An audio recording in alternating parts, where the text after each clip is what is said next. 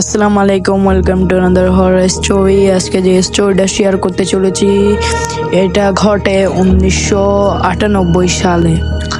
তো বেশি কথা না বাড়িয়ে চলুন ঘটনায় চলে যায়। ঘটনাটা ঘটে 1998 সালে। বাংলাদেশের একটি ছোট গ্রামে দাঁড়িয়ে ছিল এক পুরনো মসজিদ, যা প্রায় 200 বছর পুরনো। মসজিদটি ছিল গ্রামের একটি গুরুত্বপূর্ণ স্থান, যেখানে প্রতি রমজানে ইতিকাফ করতেন বহু মুসলিম। কিন্তু মসজিদের বয়সের সাথে কিছু অদ্ভুত গুঞ্জনও ছড়িয়ে পড়েছিল। লোকেরা বলতো গভীর রাতে মসজিদের ভিতর কিছু অদ্ভুত ঘটনা ঘটে। 27 রমজানে রাতে বিশেষভাবে এমন কিছু ঘটতো যা সহজেই ব্যাখ্যা করা যায় না।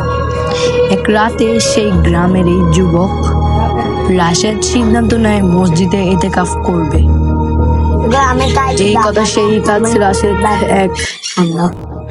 সেই রাতে রাশেদ মসজিদে ইতিকাফ নেন। প্রথম কয়েকদিন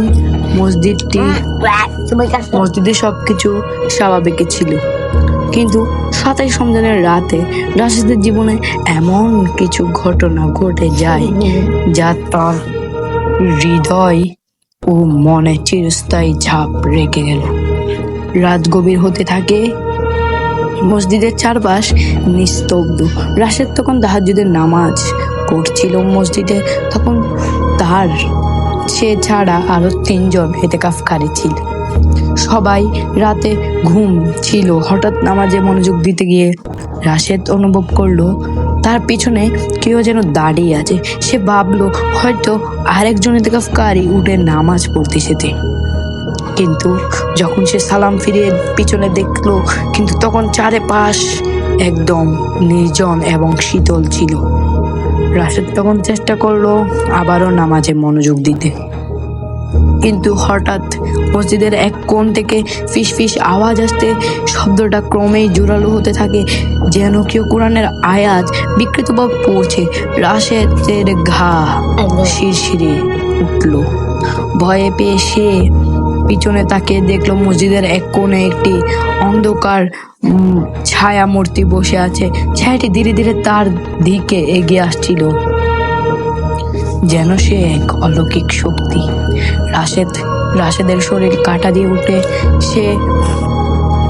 সে অবস্থায় বুঝতে পারছিল না এটা সত্যি নাকি তার নিজের মনের তৈরি কিছু ভয়। তবুও সে ঘাড় ঝয় কাটিয়ে উঠতে চেষ্টা করে এবং তার সারা শরীরে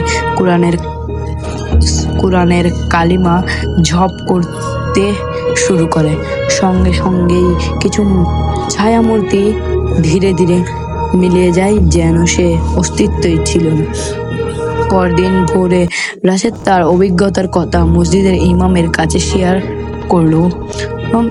ইমাম, যিনি অনেক বছর অভিজ্ঞতা নিয়ে মসজিদের দায়িত্ব পালন করছিলেন, ধীরে ধীরে তার মুখ থেকে বেরিয়ে আসে এক পুরনো কাহিনী। অনেক বছর আগে মসজিদে নাকি এক কোণেই পাগল ব্যক্তি বসে কোরআনের আয়াত বিকৃতভাবে পড়তেন। সেই ব্যক্তির মৃত্যুর পর স্থানীয়রা বলতো তার আত্মা নাকি এখনো মসজিদে ঘুরে বেড়ায় এবং ইতিকাফকারীদের মাঝে এই অদ্ভুত ঘটনার সৃষ্টি হয়। রাশেদের মুখ থেকে এই কাহিনী শোনার পর মসজিদে ইতিকাফ করতে আসা লোকেরা একদম একা নামাজ পড়া এড়িয়ে চলতো। বিশেষ করে গভীর রাতে কেউ কেউ বলতো রাতে মসজিদে একা নামাজ পড়লে অদৃশ্য শক্তি বা ছায়ার উপস্থিতি অনুভব করা যায়।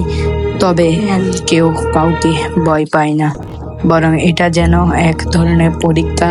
যারা সত্যিকারে বিশ্বাস করা নিয়ে এখানে আসে তারা একদিন রহস্যময় সম্মুখীন হয়।